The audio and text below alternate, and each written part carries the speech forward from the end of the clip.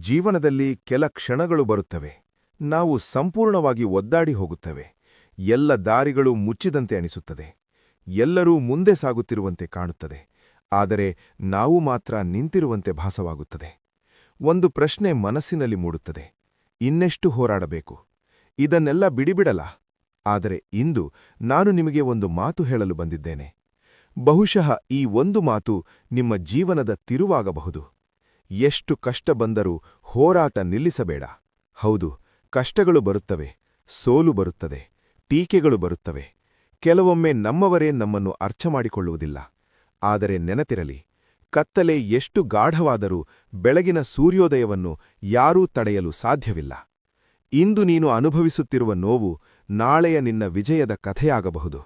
ಹೀಗಾಗಿ ಇಂದಿನ ಈ ಕ್ಷಣದಲ್ಲಿ ನಿನ್ನ ಮನಸ್ಸು ಕೈಬಿಡಲು ಹೇಳುತ್ತಿದ್ದರೆ ನಿನ್ನ ಹೃದಯ ಹೋರಾಡಲು ಹೇಳುತ್ತಿದೆ. ಆ ಹೃದಯದ ಮಾತನ್ನು ಕೇಳು. ಯಾಕೆಂದರೆ ಜೀವನ ಎಂದರೆ ಸದಾ ಸುಗಮವಾದ ರಸ್ತೆಯಲ್ಲ, ಅದು ಏರುಪೇರುಗಳಿಂದ ಕೂಡಿದ ಒಂದು ಪ್ರಯಾಣ.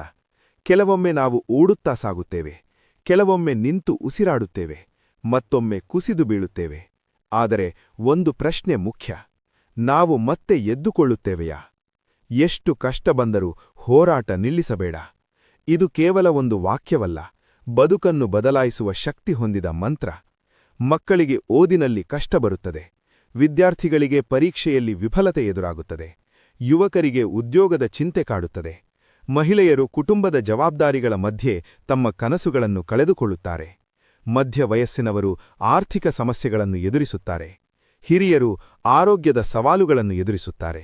ಆದರೆ ಒಂದು ವಿಷಯ ಎಲ್ಲರಿಗೂ ಒಂದೇ: ಕಷ್ಟಗಳು ಶಾಶ್ವತವಲ್ಲ. ಒಮ್ಮೆ ಯೋಚಿಸಿ ನೋಡಿ, ನೀವು ನಡೆಯಲು ಕಲಿತಾಗ ಎಷ್ಟು ಬಾರಿ ಬಿದ್ದಿದ್ದೀರಾ? ಅದಕ್ಕೆ ನಿಮ್ಮ ತಾಯಿ ತಂದೆ ಬಿಡು ಎಂದು ಹೇಳಿದರಾ? ಇಲ್ಲ, ಅವರು ಮತ್ತೆ ಎದ್ದು ನಡೆಯಲು ಪ್ರೇರೇಪಿಸಿದರು.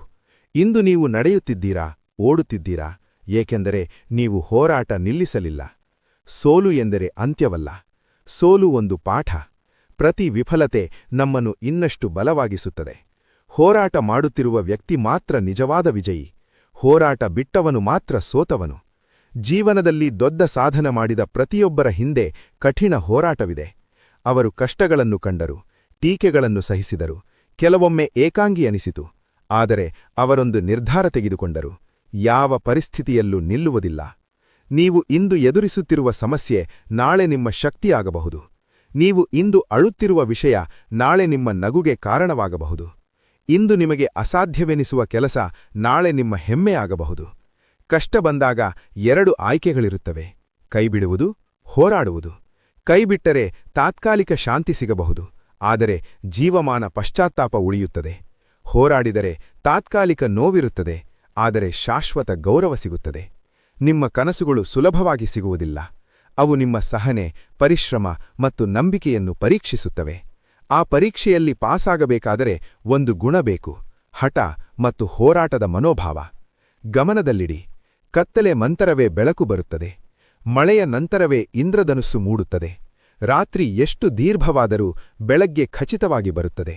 ಹೀಗಾಗಿ ನಿಮ್ಮ ಜೀವನದಲ್ಲಿ ಯಾವ ಹಂತದಲ್ಲಿದ್ದರೂ, ನೀವು ವಿದ್ಯಾರ್ಥಿಯಾಗಿರಲಿ, ಉದ್ಯೋಗಿಯಾಗಿರಲಿ, ಗೃಹಿಣಿಯಾಗಿರಲಿ, ಉದ್ಯಮಿಯಾಗಿರಲಿ, ಒಂದು ಮಾತು ನೆನಪಿಟ್ಟುಕೊಳ್ಳಿ: ಎಷ್ಟು ಕಷ್ಟ ಬಂದರೂ ಹೋರಾಟ ನಿಲ್ಲಿಸಬೇಡ.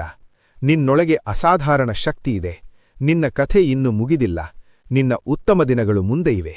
ಇಂದಿನ ದಿನದ ನೋವು ನಾಳೆಯ ವಿಜಯದ ನೆಲೆಯಾಗಿದೆ.